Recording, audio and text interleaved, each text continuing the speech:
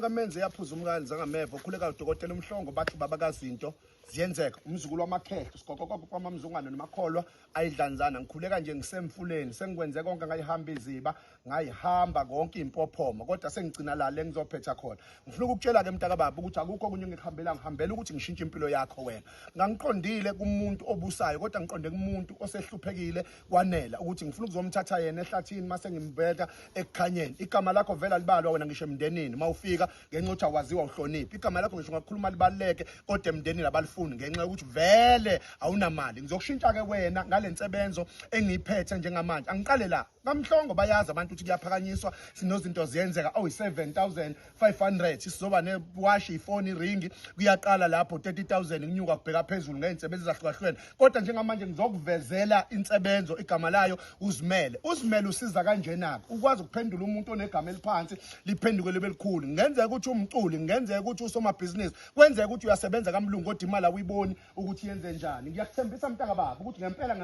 le nsebenzo esizoyenza la izokwenzeka futhi mina uyishintsha impilo yakho nayi number 0671657485 nginikela lo muntu ongasafuna ukuza omningi osofuna ukwazi ukuthi ngempela iwona maphi ama data asebenzayo angichaze kanjena uzimele sifuna imali ye50000 rand wokuphakamisa ngozimele sizoba number 2 kufuneka ugqoko oyisithebe bayazi abantu mekuhlatshiwe kuba khona ugqoko ekhaya lalela ka ulithathi leli lasekhaya kwini kaRawond uthatha ohambe yolithenga olusha ceke esilifunayo oyikuyilona lona ozolisebenzisa lalela mntaka baba ngempela impilo yakhe sengashintsha njoba sila sizophahla siphahlela ukuthi umuntu obhukhayo ku0671657485 akwazi ukuthola into ephilayo lalela ungale kuzwa ngabantu udlala abantu bethi izinto azenzeki lalela zenzeka kubona ubona begxeka nje abafuna uphumelele njengabo kodwa wena uthatha isinqumo le video ayile kumaluma ayile kanti ayile kubani kodwa ize kuwena lalela ke manje ukuthi awuhambisani nale video mesana udlule ungaleke ucomplaina ukuthi inyanga zikho wena mesana udlule sina sizokubuza abantu abazaziyo ukuthi bafunani ngempela ngifuna ukusho njalo ukuthi abafana